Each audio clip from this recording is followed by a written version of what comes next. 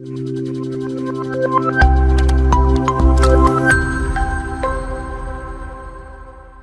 morning, dear students. I am Sandhya. First യൂണിറ്റിന്റെ ക്ലാസ്സുകൾ നിങ്ങൾക്ക് കിട്ടിയെന്ന് വിചാരിക്കണം. എന്തെങ്കിലും സെക്ഷൻസ് ഉണ്ടെങ്കിൽ നിങ്ങൾക്ക് ഓപ്പൺ ആയിട്ട് കമന്റ് ബോക്സിൽ ഇടാം. നമുക്ക് അതിനനുസരിച്ച് നെക്സ്റ്റ് ക്ലാസ്സുകൾ കൊണ്ടുപോകാൻ വേണ്ടിയിട്ടായിരുന്നു. ഓക്കെ, അപ്പൊ എല്ലാവർക്കും ക്ലാസ്സുകൾ ഇഷ്ടമായിട്ടുണ്ടെങ്കിൽ ഒരു ലൈക്ക് തരിക. ഓക്കെ, അപ്പൊ നമ്മൾ ഇന്ന് എടുക്കാൻ പോകുന്നത് സെക്കൻഡ് യൂണിറ്റ് ആണ്, റൈറ്റ്? അതായത് ക്രിട്ടിക് ഓഫ് മോഡേൺ ഇക്കണോമിക്സ് എന്ന് പറയുന്ന യൂണിറ്റ് ആണ് നമ്മൾ ഇന്ന് ഡിസ്കസ് ചെയ്യാൻ പോകുന്നത്. ഓക്കെ, എല്ലാവരും റെഡി അല്ലേ? തുടങ്ങാം നമുക്ക്. ഓക്കെ, അപ്പൊ ഫസ്റ്റ് മോഡ്യൂള് ഏകദേശം എല്ലാവർക്കും എന്താണെന്ന് മനസ്സിലായെന്ന് വിചാരിക്കണം. അതായത് മാക്രോ അല്ലെങ്കിൽ ഇക്കണോമിക്സിന്റെ ഒരു ഓവറോൾ ബേസിക് ഐഡിയാസ് ആണ്. ഹിസ്റ്ററി ഓഫ് ഇക്കണോമിക്സ് നമ്മൾ എന്താന്ന് പഠിച്ചിട്ടുണ്ടായിരുന്നു, ക്ലാസിക്കൽസ് ആരൊക്കെയാണ്, അതുപോലെ മോഡേൺ ഇക്കണോമിസ്റ്റ് ആരൊക്കെയാണ്, അങ്ങനെയൊക്കെ ഉള്ളതായിരുന്നു നമ്മൾ ഫസ്റ്റ് യൂണിറ്റിൽ പഠിച്ചിട്ടുണ്ടായിരുന്നു. ഓക്കെ, അപ്പോൾ ഈ സെക്കൻഡ് മോഡ്യൂൾ നമ്മൾ പഠിക്കാൻ പോകുന്നത് മോഡേൺ ഇക്കണോമിക്സിന്റെ ക്രിട്ടിക്സ്, അതായത് മോഡേൺ ഇക്കണോമിക്സിനെ കുറിച്ച് വിമർശിച്ച കുറെ ആൾക്കാരുണ്ട്. ആ കൺസെപ്റ്റുകൾ ശരിയല്ല, ഇങ്ങനെയാണ് അങ്ങനെയാണ് എന്നൊക്കെ. ഓക്കെ, അപ്പൊ ആ ഒരു ഏരിയയാണ് നമ്മൾ ഇവിടെ എന്ത് ചെയ്യുന്നത്, ഡിസ്കസ് ചെയ്യാൻ പോകുന്നത്. Okay, ready? ഇതില് ഇൻട്രൊഡക്ഷൻ പാർട്ട് നമുക്ക് നോക്കാം. അതായത് മോഡേൺ ഇക്കോണമി എന്ന് പറയുന്ന ഒരു കൺസെപ്റ്റിനെ എത്തിക്കൽ കൺസിഡറേഷൻ ഇഗ്നോർ ചെയ്തിട്ടുള്ള ഒരു തിയറിയാണ് എന്ത്, മോഡേൺ ഇക്കണോമിക്സ് എന്ന് പറയുന്നത് എന്നാണ് പറയുന്നത്. ഫസ്റ്റ് പോയിന്റ്, അതായത് എന്താണ് എത്തിക്കൽ കൺസിഡറേഷൻസ്? അതായത് നമ്മൾ പറയണ്ടല്ലോ, വെൽഫെയർ, എല്ലാവരുടെയും വെൽഫെയർ ഓറിയന്റഡ് ആയിട്ടായിരിക്കണം ഇക്കോണമി നമ്മൾ ഫംഗ്ഷൻ ചെയ്യേണ്ടത്. അതുപോലെ എല്ലാവർക്കും ഈക്വൽ ആയിട്ട് ഓപ്പർച്യൂണിറ്റീസ് കൊടുക്കണം. അങ്ങനെ എത്തിക്സ് എന്ന് പറയില്ലേ നമ്മള്, ആ ഒരു ധാർമ്മിക മൂല്യം, ആ ഒരു സംഭവത്തിനെ ക്രിട്ടിസൈസ് ചെയ്തുകൊണ്ടാണ് മോഡേൺ ഇക്കോണമിയുടെ സ്റ്റാർട്ടിങ് എന്ന് പറയുന്നത്. പിന്നെ അതുമല്ല, ഈ മോഡേൺ ഇക്കണോമിക്സ് എന്ന് പറയുന്നത് ഓൺലി കൺസിഡർ മെറ്റീരിയൽ വെൽഫെയർ. എന്താ മെറ്റീരിയൽ വെൽഫെയർ എന്ന് പറയുകയാണെങ്കിൽ, അതായത് രാജ്യത്ത് ഒരുപാട് വെൽത്ത് വേണം, ഒരുപാട് സമ്പത്ത് വേണം, രാജ്യത്തിന്റെ ഡെവലപ്മെന്റ് കൂട്ടുക, GDP കൂട്ടുക, അങ്ങനെയുള്ള കാര്യങ്ങളെ മാത്രം ഫോക്കസ് ചെയ്തുകൊണ്ടുള്ള ഒരു ഇക്കണോമിക്സ് ആണ് ഏത്, മോഡേൺ ഇക്കണോമിക്സ് എന്ന് പറയുന്നത്. മോഡേൺ ഇക്കണോമിക്സ് എന്ന് പറയുന്നത് fully avoiding ethical consideration and only focus on material welfare. Okay, അതാണ് നമ്മൾ ഓവറോൾ ആയിട്ട് മോഡേൺ ഇക്കണോമിക്സിനെ കുറിച്ച് പറയുന്നത്. അതായത് മണി വാല്യൂവിൽ മാത്രമാണ് ഇമ്പോർട്ടൻസ് കൊടുക്കുന്നത് ആര്, മോഡേൺ ഇക്കണോമിക്സ്. അതായത് എത്തിക്സ്, എത്തിക്കൽ കൺസിഡറേഷൻ, അതിനൊന്നും എന്ത് ചെയ്യുന്നില്ല. അതായത് എല്ലാവരും ഈക്വൽ ആണ്, എല്ലാവർക്കും ഈക്വൽ ഓപ്പർച്യൂണിറ്റി ഉണ്ട്, എല്ലാവരുടെയും വെൽഫെയർ ആണ് നമ്മൾ നോക്കേണ്ടത്, ഒരാളുടെ മാത്രമല്ല. അങ്ങനെയുള്ള കൺസെപ്റ്റുകളെല്ലാം ഫുള്ളി അവോയ്ഡ് ചെയ്തുകൊണ്ട് ഓൺലി മെറ്റീരിയൽ വെൽഫെയർ അല്ലെങ്കിൽ ഓൺലി ഗ്രോത്ത്, ഓൺലി പ്രോഫിറ്റ്, ആ രീതിയിലുള്ള ഒരു വ്യൂ പോയിന്റ് ആണ് ഏത്, മോഡേൺ ഇക്കണോമിക്സിൽ നമ്മൾ പഠിക്കുന്നത്. ഓക്കെ, അപ്പൊ ഗാന്ധിയുടെ അഭിപ്രായം എന്തായിരിക്കും? നമുക്ക് എല്ലാവർക്കും അറിയാം, ഗാന്ധിജി എന്ന് പറയുന്നത് ജനങ്ങളുടെ ഓവറോൾ വെൽഫെയർ, ജനങ്ങളുടെ ഓവറോൾ ബെനിഫിറ്റ്, അവരുടെ ഡെവലപ്മെന്റ്, അതിനെ മാത്രം ഫോക്കസ് ചെയ്തുകൊണ്ടാണ് അല്ലെ.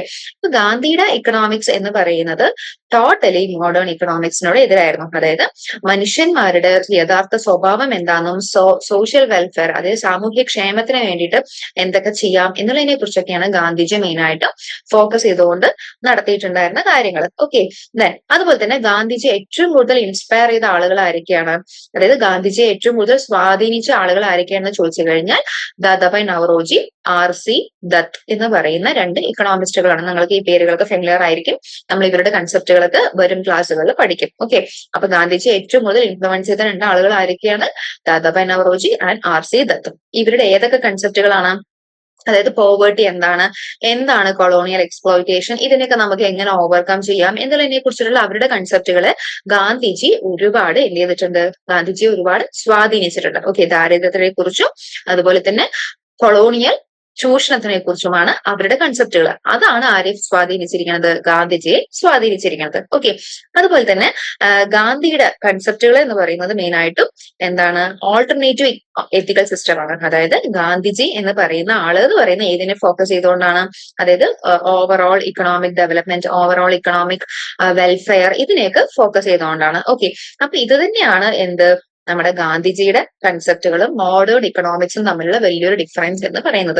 അപ്പൊ മോഡേൺ ഇക്കണോമിക്സ് എന്ന് പറയുന്നത് മെറ്റീരിയൽ വെൽഫെയർ മാത്രം ഫോക്കസ് ചെയ്തുകൊണ്ടാണ്. പക്ഷെ ഗാന്ധി എന്ന് പറയുന്നതാണെങ്കിലോ general welfare, social benefit, all are equal എന്നുള്ള കൺസെപ്റ്റുകളൊക്കെയാണ് അവിടെ പറയുന്നത്. ഓക്കെ, ഇനി ഈ മോഡേൺ ഇക്കണോമിക്കിനെ, അതായത് മോഡേൺ ഇക്കണോമിക്സിന് ഒരുപാട് ആളുകൾ എന്ത് ചെയ്തിട്ടുണ്ട്, ക്രിട്ടിസൈസ് ചെയ്തിട്ടുണ്ട്. അതിൽ ഒന്നാമത്തെ ആളാണ് ആര്, ടോൾസ്റ്റോയ്. ഓക്കെ, ആരാണ്, ടോൾസ്റ്റോയ്. ടോൾസ്റ്റോയുടെ അഭിപ്രായത്തിൽ അല്ലെങ്കിൽ ടോൾസ്റ്റോയുടെ പ്രധാനപ്പെട്ട കൺസെപ്റ്റ് ആണ് ബ്രെഡ് ലേബർ. നമ്മളിതൊരു ചാപ്റ്റർ ആയിട്ട് തന്നെ പഠിക്കുന്നുണ്ട് കേട്ടോ ഈ നെക്സ്റ്റ് ബ്ലോക്കില്. അതായത് ടോൾസ്റ്റോയുടെ പ്രധാനപ്പെട്ട കൺസെപ്റ്റ് ആണ് എന്ത്? Bread labour. ബ്രെഡ് ലേബർ എന്ന് പറയുന്നത് എന്താണ്? അതായത് ഒരാൾക്ക് ഭക്ഷണം കഴിക്കുകയാണെങ്കിൽ അതിന് മുന്നേ അവൻ എന്ത് ചെയ്തിരിക്കണം? ഫിസിക്കൽ വർക്ക് ചെയ്തിരിക്കണം. അതായത് പണിയെടുത്ത് കിട്ടുന്ന കാശ് കൊണ്ടായിരിക്കണം അവൻ എന്ത് ചെയ്യുണ്ടാവുക? അവന്റെ വയറ് നിറക്കേണ്ടി വരിക. അതാണ് ഏറ്റവും പ്രധാനപ്പെട്ട ഒരു മനുഷ്യന്റെ ജീവിതത്തിലെ ഇമ്പോർട്ടന്റ് ആയിട്ടുള്ള കാര്യം എന്ന് പറയുന്നത്. അതായത് ചുമ്മാ ഇരുന്ന് ഭക്ഷണം കഴിക്കുകയല്ല വേണ്ടത്, നമ്മൾ നന്നായിട്ട് അധ്വാനിക്കുക, അതൊന്ന് സമ്പാദിക്കുക, അതുകൊണ്ട് നമ്മൾ എന്ത് ചെയ്യുക? ഫുഡ് വാങ്ങുക. ഓക്കെ, ഇതാണ് മെയിൻ ആയിട്ട് ആര് പറയുന്നത്? ടോൾസ്റ്റോയുടെ concept, that is bread and labour എന്ന് പറയുന്നത്. ഓക്കെ, ഇനി അതുപോലെ തന്നെ ഇവിടെ ടോൾസ്റ്റോയ് പറയുന്ന വേറൊരു കാര്യം, മനുഷ്യന്മാരെന്ന് പറയുന്നത് എന്താണ്? അതൊരു ജീവനാണ്. അതിൽ ഒരിക്കലും എന്തായി കൺസിഡർ ചെയ്യാൻ പാടില്ല? ഒരു കമ്മോഡിറ്റി, ഒരു വസ്തുവായിട്ട് കണക്കാക്കാൻ പറ്റില്ല. അവന് അവന്റേതായിട്ടുള്ള മോറൽ വാല്യൂസ് ഉണ്ട്, അവന് അവന്റേതായിട്ടുള്ള ധാർമ്മിക മൂല്യങ്ങളുണ്ട്. അത് കൺസിഡർ ചെയ്തിട്ട് വേണം ഓരോ ലേബറേയും നമ്മൾ എന്ത് ചെയ്യാൻ, അവരെ കൺസിഡർ ചെയ്യാൻ എന്ന് പറയുന്ന ഒരു കൺസെപ്റ്റ് ആണ്. അതായത് മനുഷ്യന്മാരെ ഒരു വസ്തുവായിട്ട് അല്ലെങ്കിൽ ലേബേഴ്സിനെ ഒരു വസ്തുവായിട്ട് കണക്കാക്കുന്നതിനെ ഫുള്ളി ആര് ക്രിട്ടിസൈസ് ചെയ്തിട്ടുണ്ടായിരുന്നു? ടോൾസ്റ്റോയ് ക്രിട്ടിസൈസ് ചെയ്തിട്ടുണ്ടായിരുന്നു. ഓരോ ലേബേഴ്സിനും എന്തുണ്ട്? അവന്റേതായിട്ടുള്ള മോറൽ വാല്യൂസ് ഉണ്ട്. ഓക്കെ, ദെൻ അതുപോലെ തന്നെ അങ്ങേര് റിജക്ട് ചെയ്ത വേറൊരു കൺസെപ്റ്റ് ആണ് labour theory of value. Labour theory of value എന്താണ്? അതായത് ഒരു വസ്തുവിന്റെ വാല്യൂ എന്ന് പറയുന്നത് അതിലെ ലേബർ കണ്ടന്റ് എത്രയാണെന്ന് നോക്കിയിട്ട് വേണം എന്നാണ് പറയുന്നത്. ഓക്കെ, പിന്നെ അതുപോലെ തന്നെ മാർജിനലിസ്റ്റ് ഐഡിയാസ്. മാർജിനലിസ്റ്റ് ഐഡിയാസ് എന്ന് പറഞ്ഞാൽ എന്താ? നമ്മൾ കഴിഞ്ഞ ക്ലാസ്സിൽ പറഞ്ഞിട്ടുണ്ടായിരുന്നു. Marginal utility, marginal product, marginal revenue, marginal cost, ഈ സംഭവങ്ങളൊന്നും ശരിയല്ല എന്നാണ് ആര് പറയുന്നത്?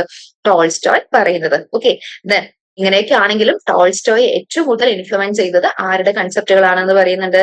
ഗാന്ധിയുടെ വ്യൂ, ഗാന്ധിയുടെ കൺസെപ്റ്റുകൾ, that is dignity of labour. അതായത് ഒരു ലേബർ എന്ന് പറയണമെങ്കിൽ എന്ത് പണി എടുക്കുകയാണെങ്കിൽ ആയിക്കോട്ടെ, ഒരു ഡിച്ചിൽ ഇറങ്ങി ഡിച്ച് ക്ലീൻ ചെയ്യണമെങ്കിലും അവന് അവന്റേതായിട്ടുള്ള എന്തുണ്ട്? ഒരു ഡിഗ്നിറ്റി ഉണ്ട് അല്ലെ? അപ്പോ അതുപോലെ തന്നെ വലിയ ഒരു ഹൈ ലെവൽ MNCയിൽ ഒരു ഓഫീസിൽ കയറി ഇരിക്കുകയാണെങ്കിലും അവന് അവന്റേതായിട്ടുള്ള ഡിഗ്നിറ്റി ഉണ്ട്.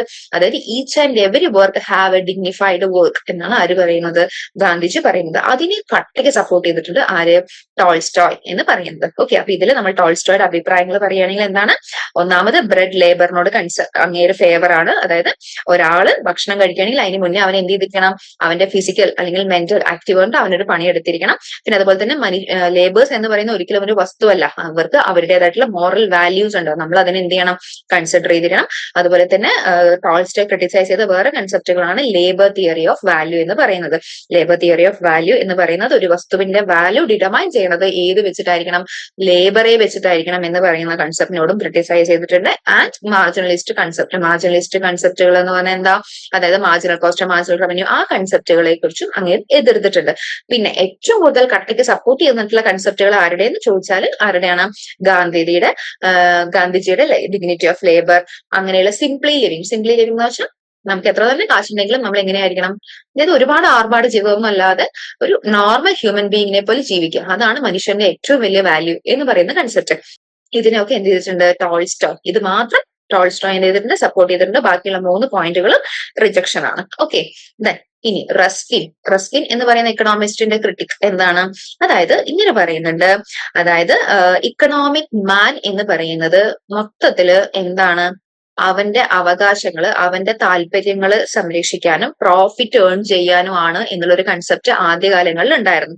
അതായത് മോഡേൺ ഇക്കണോമിക്സ് ഉണ്ടായിരുന്നു. ആ ഒരു കൺസെപ്റ്റിനെ ആര് എതിർത്തിട്ടുണ്ട്? റസ്കിൻ എടുത്തിട്ടുണ്ട്. Opposed the concept of economic man driven by self interest and profit. അതായത് അവന്റെ ആവശ്യങ്ങൾക്കും വേണ്ടിയിട്ടും അവന് ലാഭം ഉണ്ടാക്കാനാണ് ഒരു മനുഷ്യൻ ഇക്കണോമിക് ആക്ടിവിറ്റിയിൽ ഏർപ്പെടുന്നത് എന്നുള്ളതിനെ ക്രിട്ടിക്കലി ആര് ഒപ്പോസ് ചെയ്യുന്നുണ്ട്? റസ്കിൻ ഒപ്പോസ് ചെയ്യുന്നുണ്ട്. അതുപോലെ തന്നെ പൊളിറ്റിക്കൽ ഇക്കോണമി എന്ന് പറയുന്നതും മെർക്കന്റൈൽ ഇക്കോണമി എന്ന് പറയുന്നതും ടോട്ടലി ഡിഫറെന്റ് ആണ്. അതായത് പൊളിറ്റിക്കൽ ഇക്കോണമി എന്ന് പറഞ്ഞാൽ എന്താ?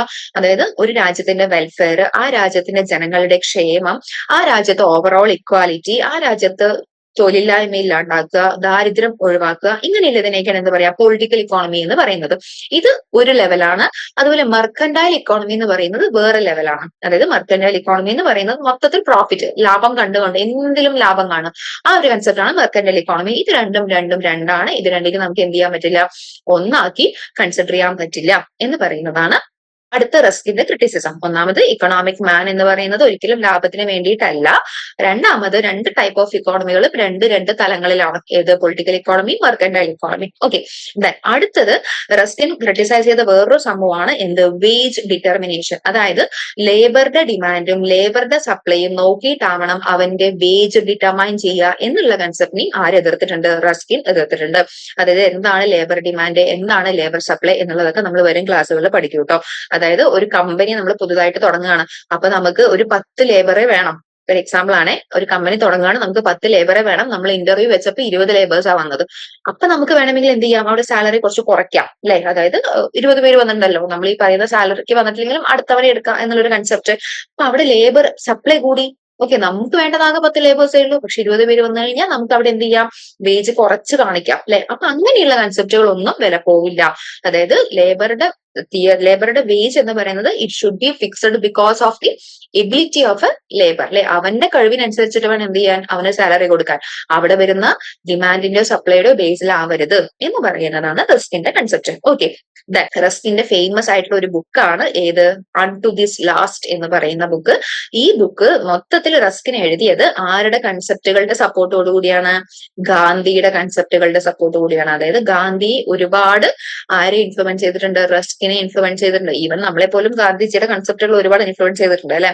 അപ്പോ റസ്കിൻ എന്ന് പറയുന്ന ആള് ഒരു ബുക്ക് എഴുതിയിട്ടുണ്ട്, അൺ ടു ദിസ് ലാസ്റ്റ് എന്ന് പറയുന്നത്. അതിൽ മെയിൻ ആയിട്ടും ഗാന്ധിയുടെ കൺസെപ്റ്റുകളെ സപ്പോർട്ട് ചെയ്തിട്ടാണ് റസ്കിൻ എന്ത് ചെയ്തിരിക്കുന്നത്? ആ ബുക്ക് എഴുതിയിരിക്കുന്നത്. ഓക്കെ, അപ്പൊ റസ്കിന്റെ ക്രിട്ടിസൈസ് ഇങ്ങനെയൊക്കെയാണെന്നുള്ളത്. ഒന്ന് ഇക്കണോമിക് മാൻ, രണ്ടാമത് പൊളിറ്റിക്കൽ ഇക്കോണമിയും മെർക്കന്റൈൽ ഇക്കോണമിയും രണ്ടും രണ്ടാണ് എന്നുള്ളത്.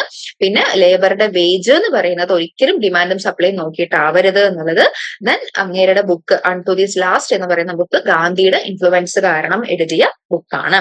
ഓക്കെ, ഇനി ഇന്ത്യൻ ഇക്കണോമിക് തിയറിയിൽ കുറച്ച് ഡിബേറ്റുകൾ ഉണ്ടായിട്ടുണ്ട്. അതായത് ഡിബേറ്റ് എന്ന് പറഞ്ഞാൽ എന്താ? വാക്ക് തർക്കങ്ങൾ ഉണ്ടായിട്ടുണ്ട്. അത് ആരൊക്കെ തമ്മിലാണ് എന്നുള്ളതാണ്. ഒന്നാമത് റാനഡെ, കലെ ആൻഡ് ഗാഡ്ഗിൽ. ഓക്കെ, ഈ 3 പേര് പറയുന്നത് എന്താണ്?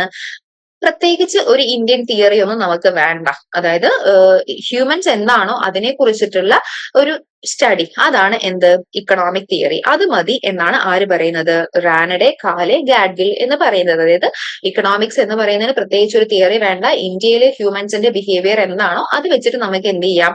നമുക്ക് overall, okay, no separate Indian theory എന്നാണ് പറയുന്നത്. അതായത് ഇന്ത്യയിലേക്ക് മാത്രമായിട്ട് എന്ത് വേണ്ട? ഒരു തിയറി വേണ്ട. പൊതുവേ നമ്മൾ ഹ്യൂമൻ ബിഹേവിയർ പഠിക്കുക, അതിനെ കുറിച്ചുള്ള ഒരു തിയറി ആയിരിക്കണം എന്ത്? ഇക്കണോമിക്സ് എന്ന് പറയുന്നത്. പക്ഷെ മറ്റു ചിലർ എന്താ പറയുന്നത്? കേഡ്കർ, മുഖർജി, സോവാനി എന്ന് പറയുന്നത് നമുക്ക് ഇന്ത്യയിലെ സോഷ്യോ കൾച്ചർ ബേസ് ചെയ്തുകൊണ്ട് ഒരു തിയറി മസ്റ്റ് ആയിട്ടും വേണം എന്ന് പറയുന്ന ആൾക്കാരാണ് വേറൊരു ടൈപ്പ് ഓഫ് ആളുകൾ. ഓക്കെ, അതായത് ഇന്ത്യൻ ഇക്കണോമി എന്ന് പറയുന്ന ഇക്കോണമിയെ കുറിച്ച് സെപ്പറേറ്റ് തിയറി വേണം എന്ന് പറയുന്ന ഒരു കൂട്ടരുണ്ട്, സെപ്പറേറ്റ് തിയറി വേണ്ട എന്ന് പറയുന്ന ഒരു കൂട്ടരുണ്ട്. അപ്പൊ അങ്ങനെ ഒരു ഡിബേറ്റും എവിടെ? നമ്മൾ ഈ ഒരു ചാപ്റ്ററിൽ നമ്മൾ പറയുന്നുണ്ട്. അപ്പൊ ആരാണ്, അതായത് ഇന്ത്യൻ ഇക്കണോമിക് തിയറിയെ കുറിച്ചുള്ള മെയിൻ ആയിട്ടുള്ള ഡിബേറ്റുകൾ ആരൊക്കെ തമ്മിലാണെന്ന് ചോദിച്ചു കഴിഞ്ഞാൽ എഴുതാനുള്ളതാണ്. റാനഡെ, കാലെ, ഗാഡ്ഗിൽ ഒരു ഗ്രൂപ്പിൽ നിൽക്കുന്നുണ്ട്. പിന്നെ അതുപോലെ തന്നെ കേഡ്കർ, മുഖർജി, സോവാനി എന്ന് പറയുന്ന ടൈപ്പ് ഓഫ് ആളുകൾ വേറൊരു സൈഡ് നിൽക്കുന്നുണ്ട്. ഓക്കെ, ഇതാണ് ഇന്ത്യൻ ഇക്കോണമിയെ കുറിച്ചുള്ള ഒരു ഡിബേറ്റ് നടന്നിട്ടുള്ള കാര്യങ്ങൾ. ഓക്കെ, ഇനി ഇന്ത്യൻ പ്രൊഡക്ഷൻ അല്ലെങ്കിൽ ഇന്ത്യൻ ഇക്കോണമിയിലെ പ്രൊഡക്ഷനെ കുറിച്ച് നമുക്ക് എന്ത് ചെയ്യാം? ഡിസ്കസ് ചെയ്യാനുണ്ട്. അതായത് ഇന്ത്യൻ ഇക്കോണമിയുടെ പ്രൊഡക്ഷൻസ് എവിടെയാണ് നടക്കുക? നമുക്കറിയാം ഇൻഡസ്ട്രിയൽ യൂണിറ്റുകളിലാണ് പ്രൊഡക്ഷൻ നടക്കുക. ഓക്കെ, അപ്പൊ അതുപോലെ ഇന്ത്യൻ പ്രൊഡക്ഷൻ റിലേഷൻസ് ഒന്നും എവിടെ എക്സ്പ്ലെയിൻ ചെയ്യുന്നില്ല? വെസ്റ്റേൺ തിയറീസിൽ പറയുന്നില്ല. വെസ്റ്റേൺ തിയറീസ് എന്ന് പറയുകയാണെങ്കിൽ ഇപ്പൊ നമ്മുടെ ഇക്കോണമിയുടെ അല്ലെങ്കിൽ ഇക്കണോമിക്സിന്റെ മെയിൻ ബുക്കാണ് സാൽവട്ടോറിന്റെ ബുക്ക്. ആ ബുക്കിലൊന്നും ഇന്ത്യൻ ഇക്കോണമി എന്താണെന്നോ ഇന്ത്യൻ ഇക്കോണമിയുടെ പ്രൊഡക്ഷൻ എന്താണ്, മിക്സ്ഡ് ഇക്കോണമി എന്താണ്, അതിനെ കുറിച്ചൊന്നും പറയുന്നില്ല. അപ്പൊ നമുക്ക് അഫ്കോഴ്സ് എന്ത് വേണം? നമുക്ക് ഇന്ത്യൻ ഇക്കോണമിയെ കുറിച്ച് പ്രതിപാദിക്കുന്ന ഒരു ബുക്ക് വേണം, അല്ലെ? അപ്പൊ അങ്ങനെ കുറച്ച് കാര്യങ്ങൾ അവിടെ എന്ത് ചെയ്യുന്നുണ്ട്? അതായത് കുറച്ച് ഡിബേറ്റുകൾ ഉണ്ടായിട്ടുണ്ട്. അപ്പൊ അതിൽ മെയിൻ ആയിട്ടും കൺസെപ്റ്റുകൾ കൊണ്ടുവന്ന ഒരാളാണ് ആര്? ജെ.സി. കുമരപ്പ എന്ന് പറയുന്ന ആള്. ഈ ജെ.സി. കുമരപ്പ എന്ന് പറയുന്ന ആളുടെ ക്രിട്ടിസൈസേഷൻ എന്തൊക്കെയാണെന്ന് നോക്ക്. അതായത് ഇന്നത്തെ മോഡേൺ ഇക്കോണമി എന്ന് പറയുന്നത് അല്ലെങ്കിൽ ഇന്നത്തെ കണ്ടംപററി ഇക്കോണമി എന്ന് പറയുന്നത് എന്തിനൊക്കെ വേണ്ടിയിട്ടാണ്? സെൽഫ് ഇൻട്രസ്റ്റ്, സ്വന്തം കാര്യങ്ങൾ നടത്താൻ വേണ്ടിയിട്ട്, കോമ്പറ്റീഷൻസ് ആൻഡ് വയലൻസ്. ഇതിനെ കട്ടയ്ക്ക് ആര് എതിർത്തിട്ടുണ്ട്? കുമരപ്പ എതിർത്തിട്ടുണ്ട്. അതായത് മോഡേൺ ഇക്കോണമി എന്ന് പറയുന്നത് എന്താണ്? സ്വന്തം ആവശ്യങ്ങൾ നടത്താനും കോമ്പറ്റീഷൻ അതായത് മത്സരിക്കാനും വയലൻസ് പ്രക്ഷോഭങ്ങൾ ഉണ്ടാക്കാനുമാണ് മെയിനായിട്ടും ഇന്നത്തെ മോഡേൺ ഇക്കോണമി ശ്രമിക്കുന്നത് എന്നുള്ളതാണ്. ഓക്കെ, ഒന്നാമത്തെ കൺസെപ്റ്റ്. ദെൻ രണ്ടാമത്തത് എക്കോണമി എന്ന് പറയുന്നത് എങ്ങനെയായിരിക്കണം? അതായത് പ്രകൃതിയുമായിട്ട് ഇണങ്ങിയിട്ടുള്ള ഒരു ലൈഫ് സ്റ്റൈൽ ആയിരിക്കണം എല്ലാ മനുഷ്യന്മാർക്കും ഉണ്ടാവേണ്ടി വരിക. അതുപോലെ എല്ലാവരുടെയും ബേസിക് നീഡ്സ് സാറ്റിസ്ഫൈ ചെയ്യാൻ പറ്റുന്ന കപ്പാസിറ്റി ഓരോ രാജ്യത്തിനും ഉണ്ടാവണം. ദെൻ ഡീസെൻട്രലൈസേഷൻ എന്താണ്? നമ്മൾ ഇൻട്രോ ക്ലാസ്സിൽ പറഞ്ഞിട്ടുണ്ടായിരുന്നു, power distribution between central, state, local bodies. Okay, നമുക്കറിയാം ഇന്ത്യയിൽ എന്ന് പറയുന്നത് ഒരു സെൻട്രൽ ഗവൺമെന്റ് ഉണ്ട്, 28 സ്റ്റേറ്റ് ഗവൺമെന്റുകൾ ഉണ്ട്, then number of local governments ഉണ്ട് അല്ലെ. അപ്പൊ ഈ പവർ എന്ന് പറയുന്നത് ഒരാളുടെ കയ്യിൽ വെക്കാതെ ഈ 3 തട്ടുകളായിട്ട് പവറുകളെ ഡിവൈഡ് ചെയ്ത് കൊണ്ടുപോകണം എന്നുള്ളതാണ് പറയുന്നത്. ഓക്കെ, അപ്പൊ ഈ സെക്കൻഡ് പോയിന്റ് എന്ന് പറയുന്നത് എങ്ങനെ ആയിരിക്കണം ഒരു ഇക്കോണമി എന്നുള്ളതാണ്. ഫസ്റ്റ് പോയിന്റ് എന്ന് പറയുന്നതോ അതായത് ഇങ്ങനെ ആവാൻ പാടില്ല എന്ന് പറയുന്നതാണ്. ഓക്കെ, ദെൻ ലാർജ് സ്കെയിൽ ഇൻഡസ്ട്രികളൊന്നും നമ്മുടെ ഇന്ത്യയെ സംബന്ധിച്ചിടത്തോളം ആവശ്യമില്ല. കാരണം ഇന്ത്യ എന്ന് പറയുന്നത് എന്താണ്? ഒരു നോർമൽ ഒരു അഗ്രേറിയൻ ഇക്കോണമിയാണ് അല്ലെ. അപ്പൊ ലാർജ് സ്കെയിൽ ഇക്കോണമീസ് വന്ന ഓട്ടോമാറ്റിക് ആയിട്ട് ലാർജ് സ്കെയിലും സ്മോൾ സ്കെയിലും നമ്മൾ എന്ത് വരും? ഒരു കോമ്പറ്റീഷൻസ് വരും. അപ്പൊ ലാർജ് സ്കെയിൽ ഇക്കോണമികളുടെ ആവശ്യം ഇക്കോണമിയിൽ നമ്മുടെ ഇന്ത്യൻ ഇക്കോണമിയിൽ ഉണ്ടാവുന്നില്ല എന്നാണ് പറയുന്നത്. പിന്നെ നമ്മുടെ ഇന്ത്യയിൽ ഇൻഡിജിനസ് ഇക്കണോമിക് സിസ്റ്റം ആണ് വേണ്ടത്. എന്താണ് ഇൻഡിജിനസ് ഇക്കണോമിക് സിസ്റ്റം? ഇൻഡിജിനസ് എന്ന് വെച്ചാൽ ഇന്റേണൽ എന്നുള്ള മീനിങ് ആണ്. അതായത് മറ്റു രാജ്യങ്ങളുടെ സപ്പോർട്ട് ഇല്ലാതെ നമുക്ക് നമ്മുടേതായിട്ടുള്ള സെൽഫ് റിലയന്റ് ആയിട്ടുള്ള രീതിയിൽ നമുക്ക് എന്ത് ചെയ്യാം? മുന്നോട്ട് പോവാം ഓരോ ഡേയ്സും, അല്ലെങ്കിൽ ഇക്കണോമിക് ഫംഗ്ഷൻസ് അങ്ങനെ മുന്നോട്ട് പോവാം. ഇൻഡിജിനസ് ഇക്കണോമിക് സിസ്റ്റം ആണ് ഇന്ത്യയിൽ അഡോപ്റ്റ് ചെയ്യേണ്ടത് എന്നുള്ളതാണ് ഇവിടെ പറയുന്ന വേറൊരു കൺസെപ്റ്റ്. ഓക്കെ, അപ്പൊ കുമരപ്പയുടെ അഭിപ്രായത്തിൽ എങ്ങനെയാണ് മോഡേൺ ഇക്കോണമീസ് എന്ന് പറയുന്നത് സെൽഫ് ഇൻട്രസ്റ്റിന് വേണ്ടിയിട്ടും കോമ്പറ്റീഷന് വേണ്ടിയിട്ടും വയലൻസിന് വേണ്ടിയിട്ടും കൊണ്ടുപോകേണ്ടതാണ്. അങ്ങനെ ഒരിക്കലും പാടില്ല എന്നുള്ളത്. ദെൻ രണ്ടാമത്, പ്രകൃതിയെ ഇണങ്ങി ജീവിക്കുന്ന രീതിയിൽ എല്ലാവർക്കും ബേസിക് നീഡ്സ് സാറ്റിസ്ഫൈ ചെയ്യാൻ പറ്റുന്ന രീതിയിൽ ഉള്ള ഒരു ഇക്കോണമി ആയിരിക്കണം. പിന്നെ ഡീസെൻട്രലൈസേഷൻ. ഈ 3 രീതിയിലും ആയിരിക്കണം എന്ത്? ഇക്കോണമിയുടെ ഫംഗ്ഷൻസ് കൊണ്ടുപോകേണ്ടി വരുന്നത്. പിന്നെ ലാർജ് സ്കെയിൽ ഇൻഡസ്ട്രീസിന്റെ ആവശ്യമില്ല, സോ അത് അവോയ്ഡ് ചെയ്യുന്നതാണ് നല്ലത് എന്നുള്ളൊരു മൂന്നാമത്തെ അഭിപ്രായം.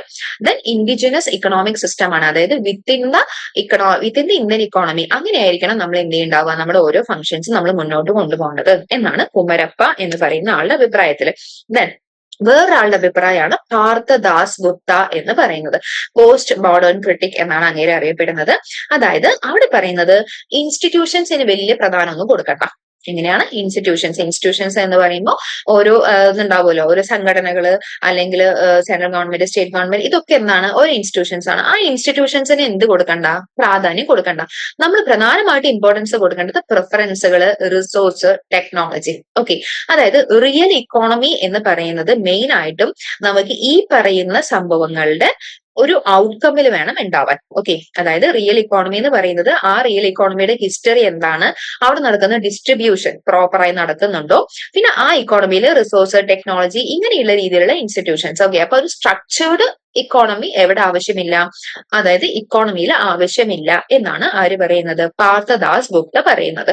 ഓക്കെ, പിന്നെ റിയൽ ലൈഫ് കോംപ്ലക്സിറ്റീസ്. അതായത് റിയൽ ലൈഫ് കോംപ്ലക്സിറ്റീസ് കൊണ്ട് ഉദ്ദേശിക്കുന്നത് ഒരു ഇക്കോണമിയിൽ എന്ന് പറയുമ്പോൾ നമുക്ക് ഒരുപാട് ഡെവലപ്മെന്റിന് വേണ്ടിയിട്ടോ ഒരുപാട് പ്രശ്നങ്ങളുണ്ടോ. അപ്പൊ ആ പ്രശ്നങ്ങളൊന്നും ഫോക്കസ് ചെയ്യാതെ നമ്മൾ എന്തുണ്ടെങ്കിലും അതിനെ ഓവർകം ചെയ്തുകൊണ്ട് എന്ത് ചെയ്യണം? ഡെവലപ്മെന്റിലോട്ട് മുന്നോട്ട് പോകണം. ഓക്കെ, അതായത് എന്ത് പ്രതിസന്ധി വന്നാലും നമ്മൾ മുന്നോട്ട് പോകണം എന്നൊക്കെ നമ്മുടെ ജീവിതത്തിൽ പറയില്ലേ, അതേപോലെ ഇക്കോണമിയിൽ എന്ത് ഫ്ലക്ച്വേഷൻസ് വരികയാണെങ്കിലും അതിനൊക്കെ ഓവർകം ചെയ്തുകൊണ്ട് നമ്മൾ എന്ത് ചെയ്യണം? ഡെവലപ്മെന്റ് അറ്റൈൻ ചെയ്യണം എന്നുള്ളതാണ് ആര് പറയുന്നത്? പാർത്ഥദാസ് ഗുപ്ത പറയുന്നത്. അപ്പൊ പാർത്ഥദാസ് ഗുപ്തയുടെ പ്രധാനപ്പെട്ട കൺസെപ്റ്റുകൾ: ഇൻസ്റ്റിറ്റ്യൂഷൻസിന് ഒരുപാട് പ്രാധാന്യം കൊടുക്കരുത്, നമ്മൾ നമ്മുടെ പ്രിഫറൻസിന്, റിസോഴ്സസിന്, നമ്മുടെ പ്രിഫറൻസ് എന്ന് പറഞ്ഞാൽ ഇന്ത്യയുടെ പ്രിഫറൻസ്. ഓക്കെ, ഇന്ത്യയുടെ റിസോഴ്സസ്, ഇന്ത്യയുടെ ടെക്നോളജിയെ ഫോക്കസ് ചെയ്തുകൊണ്ട് വേണം നമ്മൾ എന്ത് ചെയ്യാൻ? നമ്മുടെ രാജ്യത്തിന്റെ ഡെവലപ്മെന്റ് മുന്നോട്ട് കൊണ്ടുപോകാൻ. പിന്നെ ഒരു രാജ്യം എന്ന് പറയുന്നത് ഷേപ്പ് ചെയ്യുന്നത് എന്തൊക്കെ കൊണ്ടാണ്? ആ രാജ്യത്തെ സംഘടനകള്, ആ രാജ്യത്തിന്റെ ചരിത്രം, അവിടെ നടക്കുന്ന ഡിസ്ട്രിബ്യൂഷൻ എന്ന് പറഞ്ഞു കഴിഞ്ഞാൽ ഈക്വൽ ഡിസ്ട്രിബ്യൂഷൻ. ഓക്കെ, അതിനെയാണ് ഇവിടെ പറയുന്നത്. പിന്നെ റിയൽ ലൈഫ് കോംപ്ലക്സിറ്റീസ് എല്ലാം മറികടന്നുകൊണ്ട് വേണം നമ്മൾ എന്ത് ചെയ്യാൻ? നമ്മുടെ രാജ്യത്തിന്റെ ഡെവലപ്മെന്റ് നമ്മൾ അറ്റൈൻ ചെയ്യാൻ എന്നാണ് നമ്മൾ പറയുന്നത്. ഓക്കെ, അപ്പൊ കുമരപ്പയുടെ ക്രിറ്റിസിസം കഴിഞ്ഞു, പാർത്ഥദാസ് ഗുപ്തയുടെ ക്രിറ്റിസിസം കഴിഞ്ഞു. ഓക്കെ, ഇനി ബ്രിട്ടീഷ് ഇക്കണോമിക് പോളിസി. നമുക്കറിയാം 1947 വരെ ഇന്ത്യ റൂൾഡ് ബൈ ബ്രിട്ടീഷ് അല്ലെ. ബ്രിട്ടീഷേഴ്സിന്റെ കോളനി ആയിരുന്നു ആര്? ഇന്ത്യ. അപ്പൊ ആ സമയം നമ്മൾ നല്ല ഹാപ്പി ആയിരുന്നോ? അല്ല, നമ്മളെ മാക്സിമം അവർ എന്ത് ചെയ്തിട്ടുണ്ട്? എക്സ്പ്ലോയിറ്റ് ചെയ്തിട്ടുണ്ട് അല്ലെ. അപ്പൊ അതിനെ ക്രിട്ടിസൈസ് ചെയ്തിട്ടുള്ള കുറച്ച് കൺസെപ്റ്റുകൾ ഉണ്ട്. അതിൽ ആദ്യമായിട്ട് ക്രിട്ടിസൈസ് ചെയ്ത ആളാണ് ആര്? ദാദാബായ് നവറോജി അല്ലെ. ദാദാഭായ് നവറോജി ബ്രിട്ടീഷേഴ്സ് നമ്മളെ ഒരുപാട് ക്രിട്ടിസൈസ് ചെയ്തു എന്ന് പറഞ്ഞ് എഴുതിയ ബുക്കാണ് എന്ത്, ഡ്രെയിൻ ഓഫ് വെൽത്ത് എന്ന് പറയുന്നത്. ഡ്രെയിൻ എന്ന് പറഞ്ഞാൽ എന്താ, ചോർത്തിയെടുക്കുക. വെൽത്ത് എന്ന് പറഞ്ഞാൽ സമ്പത്ത്. നമ്മുടെ ഇന്ത്യയിലെ സമ്പത്ത് മൊത്തം ചോർത്തിയെടുത്ത ആളാണ് ആര്, ബ്രിട്ടീഷേഴ്സ് എന്ന് പറയുന്നത്. അതിനെ ആ സമയത്ത് ആ സമയത്ത് നമ്മുടെ ഇന്ത്യയുടെ പെർ ക്യാപിറ്റ ഇൻകം എന്ന് പറയുന്നത്, പെർ ക്യാപിറ്റ ഇൻകം എന്ന് പറഞ്ഞാൽ പ്രതിശീർഷ വരുമാനം എന്ന് പറയുന്നത് വെറും 20 രൂപയാണ്. ഒരു ദിവസം ഒരു മനുഷ്യന് അന്ന് ജീവിക്കാൻ കിട്ടിയിട്ടുണ്ടായിരുന്ന ആകെ കാശ് എന്ന് പറയുന്നത് എത്രയാണ്, 20 രൂപ. അതായത് എക്സ്ട്രീം പോവർട്ടി ആണ് ആര്, ബ്രിട്ടീഷുകാർ ഇവിടെ ഭരിച്ചിരുന്ന സമയത്ത് ഇന്ത്യൻസ് അനുഭവിച്ചത് എന്നാണ് ആര് പറയുന്നത്, ദാദാഭായ് നവറോജി പറയുന്നത്. ഓക്കെ, അതായത് അദ്ദേഹത്തിന്റെ ബുക്കിന്റെ പേരാണ് ഏത്, ഡ്രെയിൻ ഓഫ് വെൽത്ത്. ഓക്കെ, ഇനി ബ്രിട്ടീഷുകാർ വേറെ എന്തൊക്കെ നമ്മുടെ ഇവിടെ വന്ന് ചെയ്തു. അതായത് നമ്മൾ നേരത്തെ പറഞ്ഞു ഇന്ത്യ എന്ന് പറയുന്നത് ഒരു അഗ്രേറിയൻ ഇക്കോണമിയാണ് എന്ന് പറഞ്ഞിട്ടുണ്ടായിരുന്നു അല്ലെ. അതായത് ട്രഡീഷണൽ ഇൻഡസ്ട്രീസ് ഒരുപാടുള്ള ഇക്കോണമിയാണ് ഏത്, ഇന്ത്യ എന്ന് പറയുന്നത്. അതായത് ഹാൻഡിക്രാഫ്റ്റ്, അതുപോലെ തന്നെ പോട്ടറി മേക്കിംഗ്, അങ്ങനെയുള്ള ഒരുപാട് സംഭവങ്ങളുണ്ട്. ഇതെല്ലാം അവർ എന്ത് ചെയ്തിട്ടുണ്ടായിരുന്നു, ഡിസ്ട്രോയ് ചെയ്തു. അതുപോലെ തന്നെ അവരുടെ സാധനങ്ങൾ, അതായത് ബ്രിട്ടനിൽ ഉണ്ടാക്കിയ സാധനങ്ങളെല്ലാം ഇങ്ങോട്ട് ചീപ്പ് റേറ്റിൽ എക്സ്പോർട്ട് ചെയ്ത് ഇവിടുത്തെ മാർക്കറ്റൊക്കെ അവരുടെ സാധനങ്ങൾ കൊണ്ട് എന്ത് ചെയ്തു, കീഴടക്കി. ഓക്കെ, പിന്നെ അതുപോലെ തന്നെ ഹൈ ടാക്സ് ഇന്ത്യൻ ഗുഡ്സിന് മേലെ ഈടാക്കുക.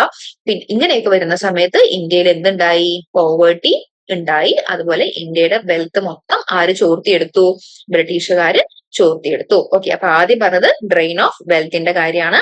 അതായത് ലോ പെർ ക്യാപിറ്റ ഇൻകം, ആളുകൾക്ക് വെറും 20 രൂപയെ കിട്ടിയിട്ടുണ്ടായിരുന്നുള്ളൂ എന്നുള്ള രീതിയിൽ. അത് തന്നെ നമുക്ക് മനസ്സിലാവും ഇന്ത്യൻസ് എക്സ്ട്രീം പോവർട്ടിയാണ് അന്ന് അനുഭവിച്ചത്.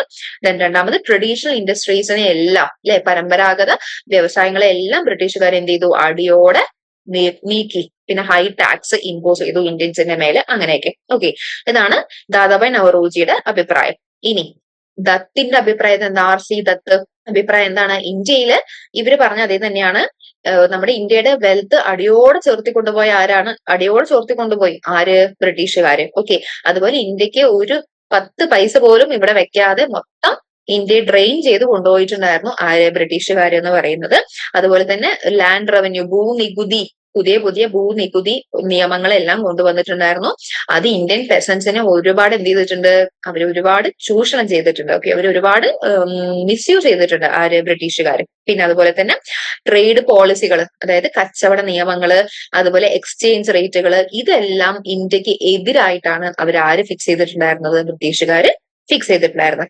അതുപോലെ തന്നെ ഇന്ത്യൻ ഇൻഡസ്ട്രികളുടെ മൊത്തത്തിലുള്ള ഡിസ്ട്രക്ഷൻ, പതനം ആര് കാരണമാണ് എന്ന് പറയാൻ പറ്റും നമുക്ക്, ബ്രിട്ടീഷുകാർ കാരണമാണ് എന്ന് പറയാൻ പറ്റും. ഓക്കെ, അപ്പൊ RC ദത്തിന്റെ അഭിപ്രായത്തില് ഇന്ത്യൻസിന്റെ വെൽത്ത് മൊത്തം അവർ എന്ത് ചെയ്തിട്ടുണ്ട്, ചോർത്തി കൊണ്ടുപോയിട്ടുണ്ട്. ഒരു 10 പൈസ പോലും ഇവിടെ മാറ്റി വെക്കാതെയാണ് അവർ എന്ത് ചെയ്തിരിക്കുന്നത്, ഈ ഇന്ത്യയുടെ വെൽത്ത് മൊത്തം കൊണ്ടുപോയത്.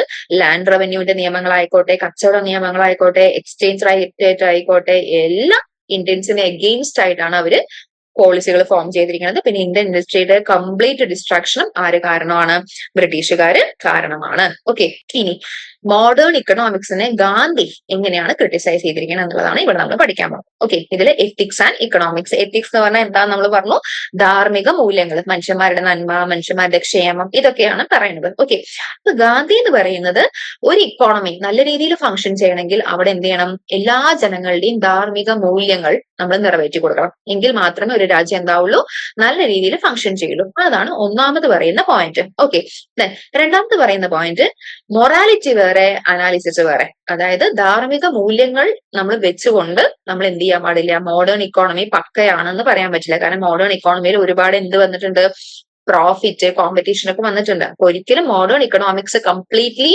സപ്പോർട്ട് മൊറാലിറ്റി എന്ന് നമുക്ക് ഒരിക്കലും എന്ത് ചെയ്യാൻ പറ്റില്ല, പറയാൻ പറ്റില്ല. ഓക്കെ, ഇനി മനുഷ്യന്മാരുടെ അവകാശങ്ങൾ എന്ന് പറയുന്നത് നമ്മൾ നടത്തണം അല്ലെ. ഞാനിപ്പോ ഒരു കമ്പനി നടത്തുകയാണ്, അല്ലെങ്കിൽ ഞാനൊരു ഷോപ്പ് നടത്തുകയാണ്, അവിടെ എന്റെ ലാഭം തന്നെയാണ് നോക്കേണ്ടത്. പക്ഷെ അത് ഓവർ ആയാലോ, ഒരിക്കലും അവിടെ നമുക്ക് പിടിച്ചു നിൽക്കാൻ പറ്റില്ല അല്ലെ.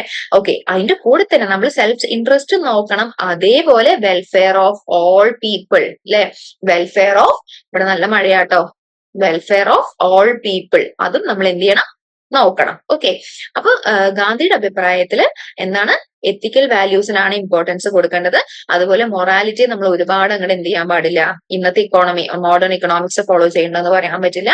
ദെൻ മൂന്നാമത്തെ സെൽഫ് ഇൻട്രസ്റ്റ് നമ്മൾ നോക്കണം. എന്തൊരു കാര്യം നടത്തുമ്പോൾ നമ്മൾ സെൽഫ് ഇൻട്രസ്റ്റ് നോക്കണം. അതിന്റെ കൂടെ എന്തും നോക്കണം, ആളുകളുടെ എല്ലാവരുടെയും വെൽഫെയറും കൂടി കൺസിഡർ ചെയ്തിരിക്കണം നമ്മൾ ചെയ്യേണ്ടി വരിക.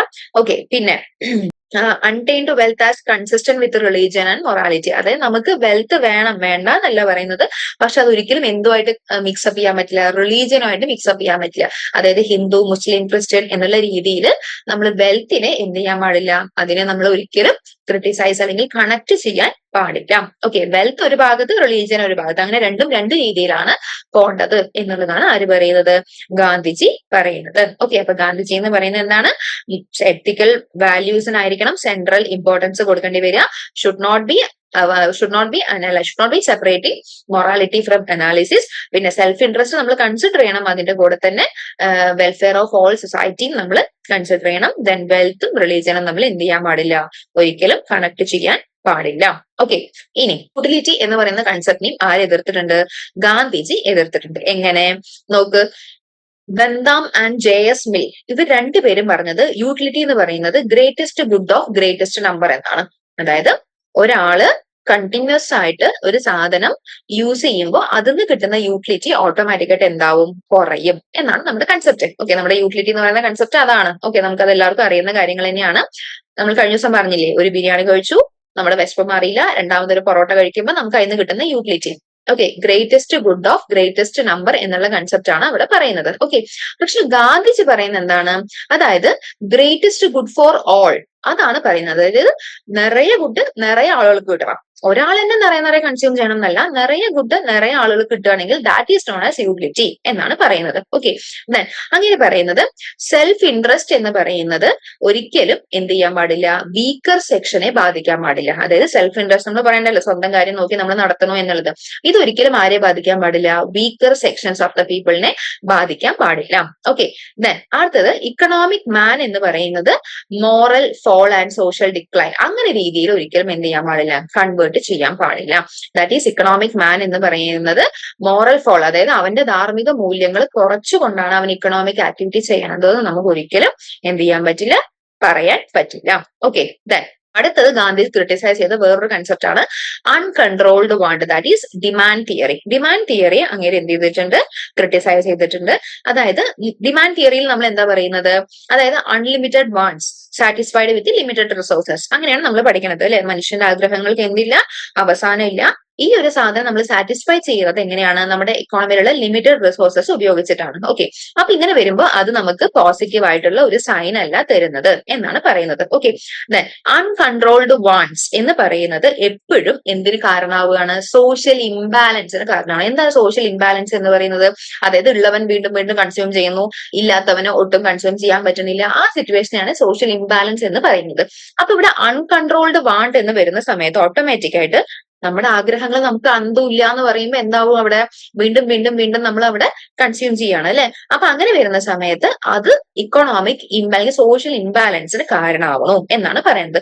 നമ്മൾ എപ്പോഴും നമ്മുടെ ആഗ്രഹങ്ങൾ എന്ത് ചെയ്യണം, ഒരു പൊടിക്ക് നമ്മൾ നിർത്തിവെക്കണം. അതായത് ഇക്കണോമിക് അതായത് സോഷ്യൽ ആഗ്രഹങ്ങളെ നമ്മൾ എന്ത് ചെയ്യണം, ഒരു പൊടിക്ക് കൺട്രോൾ ചെയ്താലേ അവിടെ എന്ത് വരുള്ളൂ, സോഷ്യൽ വെൽബീയിങ് വരുള്ളൂ എന്നാണ് പറയുന്നത്. അതായത് സാമൂഹിക ക്ഷേമം വരികയാണെങ്കിൽ അവിടെ എന്ത് വേണം, നമ്മുടെ ആഗ്രഹങ്ങളെ നമ്മൾ കയറിട്ട് കെട്ടിയിടണം. ഓക്കെ, പിന്നെ അതുപോലെ തന്നെ റിനൗൺസിയേഷൻ, സിംപ്ലിസിറ്റി നമ്മൾ നേരത്തെ പറഞ്ഞു, സിമ്പിൾ ആയിട്ട് എന്ത് ചെയ്യണം, ജീവിക്കാൻ പഠിക്കണം. ഓക്കെ, അപ്പൊ യൂട്ടിലിറ്റിയെ കുറിച്ച് ഗാന്ധിയുടെ കൺസെപ്റ്റ് എങ്ങനെയായിരുന്നു, greatest good for greatest number അല്ല, greatest good for all people അതാണ് ഒന്നാമത് പറയുന്ന കൺസെപ്റ്റ്. പിന്നെ മനുഷ്യന്റെ ആഗ്രഹങ്ങൾ എന്ന് പറയുന്ന അൺലിമിറ്റഡ് വാണ്ട്സ് ആണ്. ഇത് സാറ്റിസ്ഫൈ ചെയ്യാൻ വേണ്ടി നമ്മൾ പോയി കഴിഞ്ഞാൽ, അതായത് ആദ്യം സൈക്കിള്, പിന്നെ 2 വീലർ, പിന്നെ 4 വീലർ, പിന്നെ 4 വീലറിന്റെ എക്സ്ട്രീം ക്വാളിറ്റിയുള്ള കാർ, അങ്ങനെ അങ്ങനെ പോകുന്ന സമയത്ത് ഈ ഉള്ളവൻ വീണ്ടും വീണ്ടും അറ്റൈൻ ചെയ്യാണ്, ഇല്ലാത്തവനാണെങ്കിലോ ഒന്നും കിട്ടണില്ല. അപ്പൊ ആ രീതിയിൽ അൺലിമിറ്റഡ് വാണ്ട്സ് സാറ്റിസ്ഫൈ ചെയ്യാൻ വേണ്ടി നമ്മൾ ഒരിക്കലും പോകരുത്. നമ്മുടെ ആഗ്രഹങ്ങളെ നമ്മൾ എന്ത് ചെയ്യണം, കയറിട്ട് കെട്ടണം. ദാറ്റ് ഈസ് ലിമിറ്റഡ് വാണ്ട്സ് കൊണ്ടുപോയാലേ ഇക്കണോമിക് വെൽബീയിങ് ഇക്കോണമിയിൽ ഉണ്ടാവുള്ളൂ എന്നാണ് പറയുന്നത്. ഓക്കെ, ദെൻ സിംപ്ലിസിറ്റി, സിമ്പിൾ ആയിട്ട് ജീവിക്കാൻ നമ്മൾ എന്ത് ചെയ്യണം, പഠിക്കണം. ഓക്കെ, ഇനി ലേബർ ട്രീറ്റ്മെന്റിനെയും അങ്ങേരെ എന്ത് ചെയ്തിട്ടുണ്ട്, ക്രിട്ടിസൈസ് ചെയ്തിട്ടുണ്ട്. ഇവിടെ ടോൾസ്റ്റോയിന്റെയും റസ്കിന്റെയും അഭിപ്രായത്തില് ലേബർ എന്ന് പറയുന്നത് എന്താണ്, വെറും അതൊരു വസ്തുവാണ്, അതിനെ മനുഷ്യനായിട്ട് എന്ത് ചെയ്യാൻ പറ്റില്ല, കൺസിഡർ ചെയ്യാൻ പറ്റില്ല എന്നാണ് പറഞ്ഞത്. പക്ഷെ ഇതിനെതിരെ ആര് പറഞ്ഞിട്ടുണ്ട്, ഗാന്ധിജി പറഞ്ഞിട്ടുണ്ട്. അതായത് ബ്രെഡ് ലേബർ എന്നുള്ള കൺസെപ്റ്റ് ആണ് നമ്മൾ എല്ലാവരും ഫോളോ ചെയ്യേണ്ടത്. അതായത് നമ്മൾ ഒരു ജോലിക്ക് പോകണു, ആ ജോലിയിൽ പോയിട്ട് നമുക്ക് എന്ത് കിട്ടുന്നു, വരുമാനം കിട്ടുന്നു, ആ വരുമാനം കൊണ്ട് നമ്മൾ ബ്രെഡ് വാങ്ങി നമ്മൾ ഭക്ഷണം കഴിക്കണം അല്ലെ. അപ്പൊ ആ ഒരു രീതിയാണ് നമ്മൾ എല്ലാവരും ഫോളോ ചെയ്യേണ്ടത് എന്നുള്ളതാണ് ആര് പറയുന്നത്, ഈ പറയുന്ന ഗാന്ധിജി പറയുന്നത്. അതായത് ടോൾസ്റ്റോയുടെ കൺസെപ്റ്റ് ബ്രെഡ് ആൻഡ് ലേബർ ആണ്, അതുപോലെ റസ്കിന്റെ കൺസെപ്റ്റ് ബ്രെഡ് ആൻഡ് ലേബർ ആണ്. അതിനോടുകൂടി ആരും കൂടെ ചേർന്നു? ഗാന്ധിജിയും കൂടെ ചേർന്നു. അതുപോലെ തന്നെ മനുഷ്യൻ എന്ന് പറയുന്നത് അവന്റെ ആഗ്രഹങ്ങൾ സാറ്റിസ്ഫൈ ചെയ്യാൻ വേണ്ടിയിട്ടാണ് അവൻ ജോലിക്ക് പോകുന്നത്, അല്ലെ? അതുകൊണ്ട് അവന്റെ ബേസിക് ആവശ്യങ്ങൾ നിറവേറ്റാൻ പറ്റുന്ന രീതിയിലുള്ള ശമ്പളം ആർക്ക് കൊടുക്കണം? അവന് കൊടുക്കണം. ഓക്കെ, അതിന് ബേസിക് നീഡ്സ് സാറ്റിസ്ഫൈ ചെയ്യാൻ വേണ്ട സാലറി അല്ലെങ്കിൽ വേജ് അവന് കൊടുത്തുകൊണ്ട് വേണം അവനെ ഓരോ വർക്കിലും അവനെ എന്ത് ചെയ്യാൻ, ഏർപ്പെടുത്താൻ എന്നാണ് പറയുന്നത്. ഓക്കെ, ദെൻ അതുപോലെ തന്നെ ഇൻഡസ്ട്രിയൽ സെക്ടറിൽ വർക്കേഴ്സിനെ എക്സ്പ്ലോയിറ്റ് ചെയ്യുന്നുണ്ട്. അതായത് അവനെ കൊണ്ട് പണി എടുപ്പിച്ചിട്ട് മിനിമം വേജ് കൊടുക്കുക എന്ന് പറയുന്നത്. ആ കൺസെപ്റ്റിനോട് ഒരിക്കലും ആര് സപ്പോർട്ട് അല്ല? ഗാന്ധിജി സപ്പോർട്ട് അല്ല. ഓക്കെ, ദെൻ അടുത്തത് ഇൻഡസ്ട്രിയലൈസേഷനും മെഷീനെയും ഗാന്ധിജി എങ്ങനെയാണ് ക്രിട്ടിസൈസ് ചെയ്തിരിക്കുന്നത്? ഇവിടെയും അതേ തന്നെയാണ്. ലാർജ് സ്കെയിൽ ഫാക്ടറികൾ ഒരിക്കലും വേണ്ട, കാരണം അത് മനുഷ്യന്മാർക്ക് എന്താണ്, എക്സ്പ്ലോയിറ്റേഷൻ ആണ് ഉണ്ടാവുന്നത് എന്നുള്ളതാണ്. പിന്നെ സെൻട്രലൈസേഷൻ ഓഫ് പ്രൊഡക്ഷനോട് എതിർക്കുകയാണ്. അപ്പൊ സെൻട്രലൈസേഷൻ ഓഫ് പ്രൊഡക്ഷൻ എന്ന് പറഞ്ഞാൽ എല്ലാം ഒരു ഭാഗത്ത്, അങ്ങനെ വരുന്ന സമയത്ത് അവർക്ക് മാത്രമേ എന്ത് കിട്ടുള്ളൂ? ലാഭം കിട്ടുള്ളൂ. അപ്പൊ പ്രൊഡക്ഷൻ എന്ന് പറയുന്നത് ഓരോ ഭാഗങ്ങളിൽ ഓരോ തരത്തിൽ സ്പെഷ്യലൈസ് ചെയ്ത് പോയി കഴിഞ്ഞാൽ അവിടെ എന്ത് വരും? എല്ലാവരുടെയും ഈക്വൽ ആയിട്ട് ഡെവലപ്പ് ആവും. അല്ലെങ്കിൽ എല്ലാ പ്രൊഡക്ഷനും ഒരു പെർട്ടിക്കുലർ ഏരിയയിൽ എന്ന് പറയുമ്പോൾ അവിടെ ഓട്ടോമാറ്റിക്കായിട്ട് എന്ത് സംഭവിക്കുകയാണ്? ഏർബനൈസേഷൻ വരികയാണ്, അല്ലെ? അതായത് ഇപ്പോ നമ്മൾ പറയുന്ന ടെക്സ്റ്റൈൽസ് ആയിക്കോട്ടെ, പ്രൊഡക്ഷൻ ആയിക്കോട്ടെ, എല്ലാം ഇന്ന ഭാഗത്താണെന്ന് പറയുമ്പോൾ അവിടെ ഓട്ടോമാറ്റിക്കായിട്ട് ആളുകൾ ചേക്കേറും. അപ്പൊ അവിടെ അർബനൈസേഷനോ ഇവിടെയുള്ളവർക്ക് ഒന്നും കിട്ടില്ല. അങ്ങനെ പാടില്ല. അതായത് ഡീസെൻട്രലൈസേഷൻ ഓഫ് പ്രൊഡക്ഷൻ ആണ് വേണ്ടത് എന്നുള്ളതാണ് പറയുന്നത്. പിന്നെ ഗാന്ധിജി സപ്പോർട്ട് ചെയ്യുന്നത് എന്ത്? വില്ലേജ് ബേസ്ഡ് ഇൻഡസ്ട്രീസ്, വില്ലേജുകളിലും ഇൻഡസ്ട്രി വേണം, സ്മോൾ സ്കെയിൽ ഇൻഡസ്ട്രികൾ വേണം. അതുപോലെ ഡീസെൻട്രലൈസ്ഡ് പ്രൊസ്യൂമേഴ്സ് കൺസ്യൂമർ. പ്രൊസ്യൂമേഴ്സ് എന്ന് വെച്ചാൽ എന്താണ്? അതായത് കൺസ്യൂമേഴ്സും ആരാവണം? പ്രൊഡ്യൂസേഴ്സ് ആവണം എന്നുള്ള രീതിയിലുള്ള ഒരു കൺസംഷൻ. ഓക്കെ, പിന്നെ മെഷീൻസ് വന്നാൽ അവിടെ എന്ത് വരും? അൺഎംപ്ലോയ്മെന്റ് വരും. പക്ഷെ മെഷീൻസിന്റെ ആവശ്യത്തിന് മെഷീൻ വേണ്ടേ? മെഷീൻ വേണം, പക്ഷെ അത് മിനിമം ലെവലിലായിരിക്കണം എന്നുള്ളതാണ് പറയുന്നത്. ഓക്കെ, അപ്പോ ഇൻഡസ്ട്രിയലൈസേഷൻ എങ്ങനെയാണെന്ന് വെച്ചാൽ ലാർജ് സ്കെയിൽ ഇൻഡസ്ട്രികൾ വേണ്ട, സെൻട്രലൈസേഷൻ ഓഫ് പ്രൊഡക്ഷൻ വേണ്ട, village based and small scale industries വേണം, മെഷീൻസിന്റെ യൂസും എങ്ങനെയായിരിക്കണം? മിനിമം ലെവലിൽ ആയിരിക്കണം. ഓക്കെ, ഇനി മാർജിനലിസം എന്ന് പറയുന്ന കൺസെപ്റ്റിനെയും മോഡേൺ സിവിലൈസേഷനെയും ഗാന്ധിജി എങ്ങനെയാണ് ക്രിട്ടിസൈസ് ചെയ്തിരിക്കുന്നത്? നമ്മൾ നേരത്തെ പറഞ്ഞു മാർജിനൽ യൂട്ടിലിറ്റി, അല്ലെ? വീണ്ടും വീണ്ടും കൺസ്യൂം ചെയ്യുമ്പോൾ നമുക്ക് അതിൽ കിട്ടുന്ന സാറ്റിസ്ഫാക്ഷൻ കുറഞ്ഞു വരുന്നു എന്നുള്ളത്. ആ കൺസെപ്റ്റിനെ പ്യുവർ ആയിട്ട് ആര് എതിർത്തിട്ടുണ്ട്? ഗാന്ധിജി എതിർത്തിട്ടുണ്ട്. അത് നമ്മുടെ ഹിസ്റ്ററി, നമ്മുടെ ചരിത്രത്തിനെയും നമ്മുടെ പല പല ഇൻസ്റ്റിറ്റ്യൂഷൻസിനെയും ഒക്കെ എതിർക്കുന്ന രീതിയിലുള്ള ഒരു അപ്രോച്ച് ആണ്. അപ്പൊ അത് വേണ്ട എന്ന് പറയുന്നുണ്ട്. ദെൻ ഈ മോഡേൺ സിവിലൈസേഷൻ, അതായത് നമ്മൾ ഈ പുതിയ തരത്തിലുള്ള ജീവിത രീതികൾ എന്ന് പറഞ്ഞു കഴിഞ്ഞാൽ ഏറ്റവും കൂടുതൽ കൺസ്യൂമറിസത്തിലേക്ക് പോവാണ്. എന്താ കൺസ്യൂമറിസം എന്ന് പറഞ്ഞു കഴിഞ്ഞാൽ? നമുക്കറിയാം, കൂടുതൽ കൂടുതൽ കൺസ്യൂം ചെയ്യുക, സേവിങ് ഇല്ല, ഇൻവെസ്റ്റ്മെന്റ് ഇല്ല, ഒന്നുമില്ല, കാശുണ്ടാക്കുക, അതിനെ ചെലവാക്കുക, അങ്ങനെ ആണ്. പിന്നെ ഗ്രീഡ് എന്ന് പറഞ്ഞാൽ എന്താ? അത്യാർത്ഥി എന്നുള്ള മീനിങ് ആണ് കേട്ടോ. അതായത് എന്തുണ്ടെങ്കിലും കാശുണ്ടെങ്കിൽ അതിനെ കൊണ്ടുപോയി ചെലവാക്കുക എന്നുള്ള രീതിയാണ് മോഡേൺ സിവിലൈസേഷൻ കൊണ്ടുവരുന്നത്. ആ രീതി നമുക്ക് വേണ്ട. ഓക്കെ, ദെൻ അടുത്തത് ഇങ്ങനെ വരുമ്പോൾ ഓട്ടോമാറ്റിക്കായിട്ട് അവിടെ എന്ത് വരും? Inequality and moral decay. Moral decay എന്ന് വെച്ച് കഴിഞ്ഞാൽ ധാർമ്മിക അധപതനം അവിടെ സംഭവിക്കുകയാണ്. പിന്നെ ഇൻഇക്വാളിറ്റീസും ഉണ്ടാവുകയാണ്. ഓക്കെ, അപ്പൊ അതുപോലെ പക്ഷേ ഗാന്ധിജി പ്രൊമോട്ട് ചെയ്യുന്ന ഏതൊക്കെ ടൈപ്പാണ്? എത്തിക്സ്, ധാർമ്മികപരമായിട്ട് നമ്മൾ മുന്നോട്ട് പോവുക, സസ്റ്റൈനബിലിറ്റി കൊണ്ടുവരിക, സെൽഫ് റെസ്ട്രെയിൻറ്റ് ആവുക. ഓക്കെ, അതായത് നമുക്ക് നാളേക്കും കൂടി വേണം എന്നുള്ള ബോധത്തോടു കൂടി നമ്മൾ ഇന്ന് എല്ലാ റിസോഴ്സസിനെയും യൂസ് ചെയ്യുകയാണെങ്കിൽ it will be benefit. Okay, അപ്പൊ മാർജിനൽ കൺസെപ്റ്റുകളെ ഗാന്ധിജി എതിർക്കുകയാണ്. അതുപോലെ തന്നെ മോഡേൺ സിവിലൈസേഷൻ വേണ്ട, ആളുകൾ എന്താവും? ഗ്രീഡി ആവും. പിന്നെ അങ്ങനെ വരുമ്പോൾ ഓട്ടോമാറ്റിക്കായിട്ട് അവിടെ ഇൻഇക്വാളിറ്റിയും വരും, ധാർമ്മിക അധപതനവും സംഭവിക്കുകയാണ്. അപ്പൊ നമുക്ക് വേണ്ടത് എത്തിക് ഫോളോ ചെയ്യുക, സസ്റ്റൈനബിലിറ്റി ഫോളോ ചെയ്യുക, ആ ടൈപ്പ് ഓഫ് ഇക്കോണമിയാണ് വേണ്ടത് എന്നാണ് ആര് പറയുന്നത്? ഗാന്ധിജി പറയുന്നത്. ഓക്കെ, അപ്പൊ ഓവറോൾ നമ്മൾ പറയുകയാണെങ്കിൽ ഇവിടെ നമ്മൾ ഫസ്റ്റ് ടോൾസ്റ്റോയിന്റെയും റസ്കിന്റെയും ബ്രെഡ് ലേബർ എന്ന് പറയുന്ന കൺസെപ്റ്റ്, പിന്നെ ഇന്ത്യൻ ഇക്കണോമിസ്റ്റ് ആയിട്ടുള്ള നൗറോജി ദത്ത്, ഇവരൊക്കെ ബ്രിട്ടീഷ് റൂളിനെ എങ്ങനെയാണ് ക്രിട്ടിസൈസ് ചെയ്തിരിക്കുന്നത്? ഗാന്ധി ഓൾസോ. ഓക്കെ, പിന്നെ മോഡേൺ ഇക്കണോമിക്സ് എന്താ ഫോളോ ചെയ്തിരിക്കുന്നത്? ലേബേഴ്സിനെ നമ്മൾ എങ്ങനെയാണ് കൺസിഡർ ചെയ്യേണ്ടത്, അതിനോടുള്ള എക്സ്പ്ലോയിറ്റേഷൻ, അതുപോലെ എത്തിക്സ് എങ്ങനെയാണ് ഇല്ലാണ്ടാവുന്നത്, ഏതൊക്കെ വന്നാലാണ് എത്തിക്സ് ഇല്ലാണ്ടാവുക? നമ്മൾ പറഞ്ഞു ഇൻഡസ്ട്രിയലൈസേഷൻ, ലാർജ് സ്കെയിൽ ഇൻഡസ്ട്രീസ്, ഇതെല്ലാം വന്ന എത്തിക്സ് ഇല്ലാണ്ടാവും, ആളുകൾ ഗ്രീഡി ആവും എന്നൊക്കെ, അല്ലെ? അപ്പൊ ഗാന്ധിയുടെ അഭിപ്രായത്തിൽ എത്തിക്കൽ ആവണം decentralisation of all things, even production power എല്ലാം ഡീസെൻട്രലൈസ് ചെയ്യുക, പവർ ഡിവൈഡ് ചെയ്ത് കൊടുക്കുക, അങ്ങനെ. ഓക്കെ, അതുപോലെ തന്നെ ആവശ്യങ്ങൾക്ക് അനുസരിച്ച് വേണം എക്കോണമി എന്ത് ചെയ്യേണ്ടി വരിക? പ്രവർത്തിക്കേണ്ടി വരിക. ഇങ്ങനെയുള്ള കാര്യങ്ങളാണ് നമ്മൾ ഈ ഒരു ചാപ്റ്ററിൽ ഇപ്പൊ ഓവറോൾ പഠിച്ചത്. ഓക്കെ, ക്ലിയർ ആയി എന്ന് വിചാരിക്കുന്നു. എന്തെങ്കിലും ഡൗട്ട്സ് ഉണ്ടെങ്കിൽ you can free to ask in the comment box. Okay, ഇനി ഈ ചാപ്റ്ററിൽ നമുക്ക് വന്നിട്ടുള്ള പ്രീവിയസ് ക്വസ്റ്റ്യൻസ് എന്തൊക്കെയാണ് അതായത് why did Gandhiji develop his economic thought specifically for India? അതായത് ഇന്ത്യക്ക് വേണ്ടി മാത്രം ഒരു ഇക്കണോമിക് തോട്ട് വേണം എന്ന് പറയാൻ കാരണം എന്താണ്? നമ്മൾ ഇവിടെ പറഞ്ഞിട്ടുണ്ടായിരുന്നു വെസ്റ്റേൺ ഇക്കണോമിക് ബുക്ക് അല്ലെങ്കിൽ വെസ്റ്റേൺ ഇക്കണോമിസ്റ്റുകൾ ഒരിക്കലും ഏതിനെ കുറിച്ച് പറയില്ല, ഇന്ത്യൻ ഇക്കോണമിയുടെ സ്ട്രക്ചറിനെ കുറിച്ച് പറയില്ല. അപ്പൊ ഇന്ത്യൻ ഇക്കണോമിസ്റ്റുകൾ തന്നെ എന്ത് ചെയ്യണം, ഇന്ത്യൻ ഇക്കോണമിയെ കുറിച്ച് നമ്മൾ പഠിക്കണം, അനലൈസ് ചെയ്യണം എന്ന് പറയുന്നത് കൊണ്ടാണ് ഗാന്ധിജി ഇന്ത്യൻ ഇക്കോണമി വേണം എന്ന് പറയുന്നത്. ഈ പോയിന്റ് നമ്മൾ പറഞ്ഞിട്ടുണ്ട്. Okay, concept of bread and labour. Bread labour എന്ന് പറയുന്ന കൺസെപ്റ്റ് ടോൾസ്റ്റോയും റസ്കിനും പറയുന്നുണ്ട്. ഈ കൺസെപ്റ്റ് വന്നതോടുകൂടി ഇൻഇക്വാളിറ്റിയും എക്സ്പ്ലോയിറ്റേഷനും കുറയ്ക്കാൻ പറ്റുമോ എന്നാ ചോദിക്കണത്. ഓഫ് കോഴ്സ് കുറയ്ക്കാൻ പറ്റും അല്ലെ. നമ്മുടെ ഇന്നത്തെ സൊസൈറ്റിയിൽ നിന്ന് നമുക്കറിയാം കുറേ പേര് പണിയൊന്നും എടുക്കാതെ എന്ത് ചെയ്യുന്നുണ്ട്, ചുമ്മാ ഇരുന്ന് അവരവരുടെ ലൈഫ് കളഞ്ഞു പോകുന്നുണ്ട്. അവിടെ എന്ത് വരുന്നുണ്ട്, ഇൻഇക്വാളിറ്റി വരുന്നുണ്ട് അല്ലെ. പണിയെടുക്കണവൻ വീണ്ടും വീണ്ടും പണിയെടുക്കുകയാണ്, പണിയെടുക്കാത്തവനോ മറ്റുള്ളവരുടെ വാങ്ങി തിന്നുന്ന ഒരു ടൈപ്പ് അല്ലെ. അപ്പൊ ആ ഒരു രീതി നമ്മൾ എല്ലാവരും പണിയെടുത്താലേ ഭക്ഷണം കിട്ടുള്ളൂ എന്നൊരു കൺസെപ്റ്റ് വന്നാൽ ഓഫ് കോഴ്സ് നമ്മുടെ രാജ്യം എന്താവും, ഈക്വൽ ആവും, എക്സ്പ്ലോയിറ്റേഷൻ ഉണ്ടാവില്ല. ഓക്കെ, അപ്പൊ ഇതാണ് നമുക്ക് പ്രീവിയസ് ഇയർ ക്വസ്റ്റ്യൻസ് ആയിട്ട് നമ്മൾ റെഫർ ചെയ്തപ്പോൾ കണ്ടത്. ഓക്കെ, അപ്പൊ എല്ലാവർക്കും മനസ്സിലായി എന്ന് വിചാരിക്കണു. ഓക്കെ, അപ്പൊ ഈ ഒരു ചാപ്റ്റർ നമ്മുടെ ഇന്നത്തെ ഈ ഒരു ക്ലാസ്സോട് കൂടെ തീരാണ്. എന്തെങ്കിലും ഡൗട്ട്സ് ഉണ്ടെങ്കിൽ you can ask me. Okay, thank you.